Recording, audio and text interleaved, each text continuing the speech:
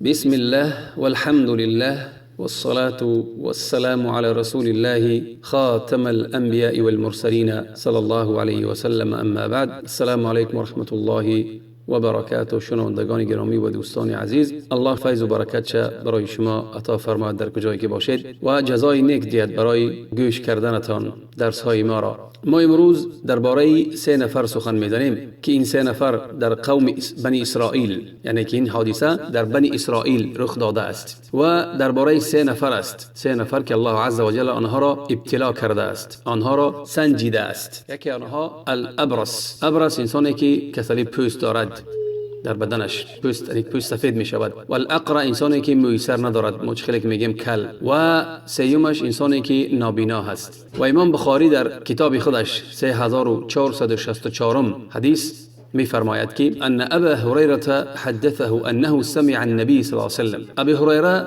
شنید که پیغمبر اکرم صلی الله علیه و سلم می فرماید انه سمع رسول صلی الله علیه و سلم یقول. پیغمبر اکرم صلی الله علیه و سلم فرمودند که ان 3 فی بنی اسرائیل ابرص و اقرع و اعمى. 3 نفر در بنی اسرائیل بدن. یکیش ابرص، انسانی که چی بود؟ کسلی پوست داشت، و انسانی که موی سر نداشت کل، و انسانی که نابینا بود. الله عز و جل خواست آنها را دوچاری ابتلا کند، ای مبتلا کند. پس هر 3 آنها را الله عز و جل با آنها فرشته را فرستاد، به سوی آنها فرشته را فرستاد. پس فرشته آمد و من خیلی عربیش برای شما نمیگم برای که کوتاه‌تر شود، خلاصه شود، تاجیکیش میگم. پس فأت الابرص، پیش انسانی که کسلی پوست بود آمد. پس گفت برای او چی چیز برای تو پسندیده تر است، چی چیز برای تو محبوب تر است، چی چیز بسیارتر میخواهی؟ گفت که من میخواهم که پوست خوبی داشته باشم و رنگی خوبی داشته باشم. یعنی که کسلی پوست که بود تمنا کرد که الله عز و جل رنگی زیبا و پوستی زیبا برای او الله عز و جل عطا فرماید. پس چی برای چی گفت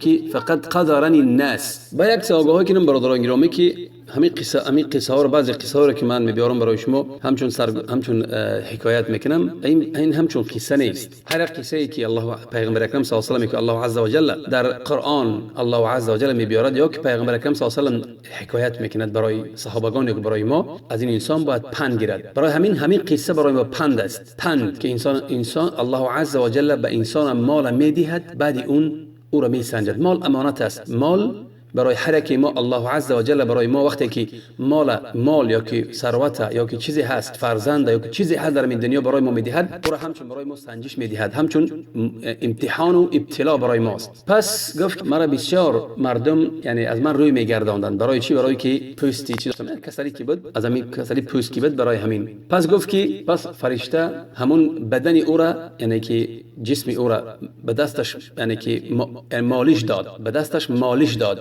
مالش کی داد؟ خیلی ملائکه فرشته به شکل آدمی اومده بود. مالش کی داد؟ همه همون کسلی پوست از بدن او چی شد؟ نیست شد، عافیت یافت. پس الله عز و جل برای او چی داد؟ رنگی زیبا، پوستی زیبا. پس باز فرشته گفت برای او کدام مال برای تو پسندیده تر است؟ بعد گفت که شتر یا که در اینجا راوی حدیث گفت که شتر یا که گاو. خلاصه شک کرد زمینجا. پس خلاصه خی گفت که یک شتر یا که چی؟ گاو. پس برای او شتر داد. فرشته برای او شتر را عطا کرد. شتری که میگن ناقة العشراء او العشراء. این شتری هست که شتری حامله دار، یعنی که شتری که قریب نزدیکی بچی به تولد کردن است. پس گفت همون فرشته برای او گفت که الله در همین مال تو برکت دهد، در همین مال تو برکت دهد. همون شتر داد و فرشته از پیش او برفت. پس فرشته بعد به پیش کی اومد؟ به پیش انسانی که میسر نداشت، یعنی کلمه میگیم. پس همین سخن با از او پرسید که چه چیز برای تو محبوب تر است، پسندیده تر است؟ گفت که میسری زیبا. برای که گفت چی؟ سرش کل بود، میونه داشت. از چه سبب؟ گفت که مردم مرا که میدیدن از من چی؟ مرا که یعنی یک حسیاتی، یعنی که مرا از خود را از من دور میگرفتن مردم. پس همین خیل باز با دست خود یعنی که همون سری او را مالید. پس همون بیم یعنی که صاحبی چی شد؟ الله عز و جل برای او موی زیبای عطا فرمود. پس باز پرسید که کدام از مالها برای تو پسندیده تر است؟ گفت که برای من گاو. پس برای او فرشته برای او چی؟ یعنی که از جانب الله برای او گاوی حامله دار را عطا فرمود. پس دعا کرد گفت که الله در همین مال تو برکت دهد. پس وقتی که پیش کی آمد؟ پیش نابینا، کور میگیم، نابینا که آمد، همین سخنا را پرسید کدام مال برای تو، چی چیز برای تو یعنی که پسندیده تر است یا که محبوب تر است؟ گفت که الله عز و جل، یعنی که نابینا که بود، برای من از همه پسندیده ترین و محبوب ترین چیز برای من چی است که بینایی مرا از دوباره از سر نو برای من الله تا فرماید. پس برای چی؟ برای که مردم ببینم، دنیا را ببینم، مردم ببینم. در همین حال باز فرشته با دست خود، یعنی همه این به چی است؟ همه این به رخصت و اجازت الله عز و جل. پس وقتی که چشم او را مالید، پس بینایی او به او برگشت. پس باز پرسید که کدام مال برای تو پسندیده تر است؟ گفت که برای من گوسفند. پس برای او یک گوسفندی چی را عطا فرمود؟ گوسفندی که یعنی که بسیار تولد میکرد. خلاصه پس همون دو نفری که الله برای آنها شتر ماده و گاو که داد، هم گاوهای آنها چی کردن؟ تولد کردن. و بعد آنها همون رمه شتر آنها به اندازه شد، خیلی زیاد شد. و رمی از چی؟ از اون انسانی که اصلی پوست بود. و یک وادی از چی شد؟ از دیگرش یک وادی از گاو شد. گاو و بقاو، رمی گاو شد. از اینش یک رمی بسیار از چی؟ از رمی از گوسفند. یعنی هر سهش صاحبی مال شدن. این صاحبی شتر، رمی شتر، این صاحبی رمی گوسفند و این صاحبی رمی گاو. پس گفتی همون فرشته گفت آمد. دویم باره بعد چند وقت گذشت، دویم باره آمد به همون صورتش و هیئتش، صورت و شکلش آمد، یعنی صورت انسانی، صورت انسان. پس گفت که من مردی چی هستم؟ مسکین هستم، مرد مسکین و بینوا هستم. و مثل ما میگیم که خلاصه به شکل مسکین آمد و گویا که رزق روزی ندارد و برای که دوام دهد سفر خود را، کم بغل بینوا است برای سفر خود را دوام دهد که ندارد توشه‌ای که در راه سفر برای سفرش صرف کند. بعد گفت که بعد قسمش داد، گفت که میپرسم به آن ذاتی که میپرسم تو را به آن ذاتی که برای تو رنگ زیبا و پوستی زیبا داده است و مالی بسیار داده است. و مال یعنی که همون شتر که به من توشه بده، یعنی که چی بده؟ مثلا یک شتر بده که من در راه خود اون را استفاده برم، یعنی که به من مال بده، یا که همون چی را، همون شتر بده که من اول همون کی را و پیش همون موی که شتر دارد، همونی که پوستش چی است؟ پوستش سفید بود. خلاصه پس اون انسان، همون انسانی که کسری پوست داشت، چه گفت در پاسخ این بینوا و کم بغل در یک فرشته چه گفت؟ همون فرشته ای که برای او از جانب الله اومده بود و عطا کرده بود، برای او چه گفت این انسان؟ یعنی که بین در این حالتی که چه کرد؟ یعنی که الله برای او داد، اوی برای الله بخیلی کرد و در راه الله نداد. الله برای او میدهد و او برای الله نمیدهد. چه گفت؟ گفت که ان الحقوق کثیره. گفت من یعنی که بسیار حقهای بسیاری دارم، یعنی که حقهای به مردم حقهای بسیاری دارم، یعنی که دادنت نمیتوانم. خلاص رد کرد، بهانه گفت و گفت که من به تو دادن نمیتوانم. پس فرشته در پاسخ با او گفت که کأنی اعرفک الم تکن ابرص یقذرک الناس فقیرا فاعطاک الله. پس خود را بیان کرد، خود را آشکار کرد که من تو را میدانم. هم فرشته با او گفت که من تو را میدانم، تو کیستی؟ تو همون انسان نیستی که کسلی پوست داشتی و مردم از تو دور میگریختن و فقیر بودی، بینوا بودی و الله برای تو چی؟ الله برای تو داد همین مال و همون زیبایی را داد برای تو. پس گفت در جواب اون مردی ناشکر و ناسزا گفت لقد ورثت لکابر عن کابر. گفت که نه، من این مال را میراث بردم از پدر و از بابا و هم خیلی میراث بردگیم. یعنی که حتی آن چه که الله داده است او را نگفت که الله، حتی انکار کرد که من این را که میراث بردم از پدر و از بابام. پس در جواب ملائکه چی گفت؟ گفت اگر تو در همین سخنت دروغ گفته باشی پس الله تو را به همون دستور قدیمت برگرداند. تو را به چی؟ به همون دستور قدیمت برگرداند. چه خیلی که بودی هم خیلی شوی. پس ملائکه یا که فرشته پیش کی آمد؟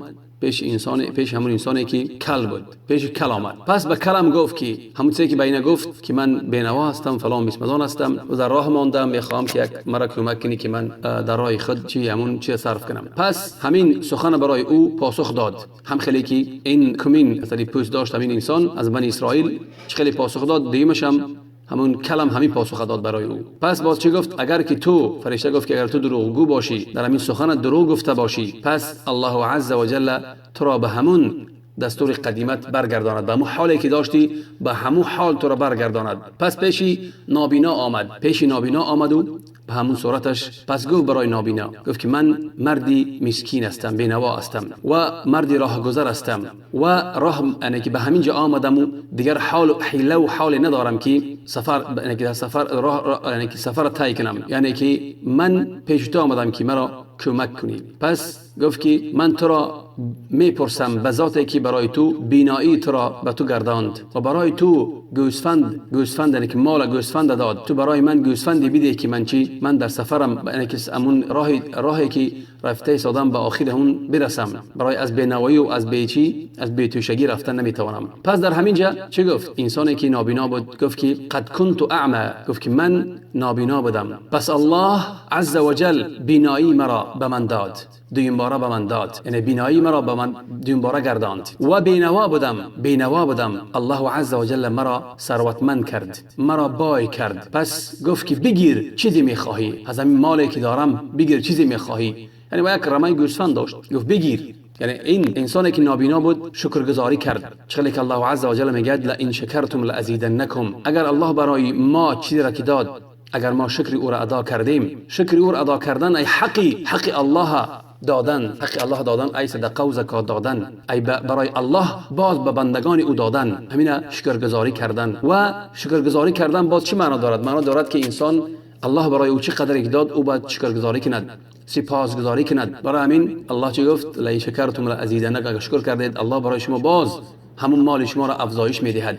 ولئن کفرتم، اگر شما انکار کردید نعمتهای الله و سپاس او را نگذاشتید، شکر نکردید، ان عذابی لشدید، عذاب الله عز وجل خیلی سخت و دردناکی است. برای همین این مرد چی گفت؟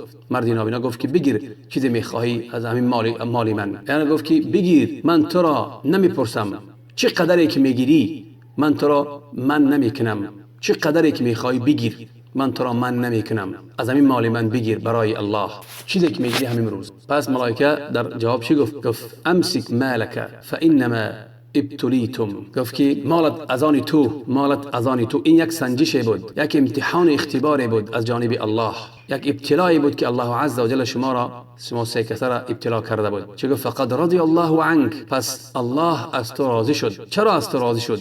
برای که تو حقی مال ادا کردی، حقی که الله برای تو ادا کرده بود اون تو ادا کردی، شکرگزاری کردی و بینوا هم ادا کردی. و سخط علی صاحبیک، و چی؟ و در خشم و غضب شد از اون دو رفیقی که داشتی، و انسانی که کل بود و انسانی که کسلی پوز داشت. باز امام مسلم در صحیح مسلم آمدگی است این حدیث. خاصه اون دو کسی دیگر که الله برای آنها داد، آنها حق الله را ادا نکردند، برای بندهاش به همون دستور قدیم برگشتند. و این سیومش که نابینا بود، الله عز وجل برای این مال این را افزایش داد، برای هم شکر و سپاسگزاری کرد و هم اعتراف کرد که برای او الله داده است مال و بینایی را، و هم برای فقیری مال خود را دریغ نداشت. این بود قصه درباره همین 3 نفر از بنی اسرائیل و از دعایی که خود ما را فراموش نکرد. و السلام علیکم و رحمت الله.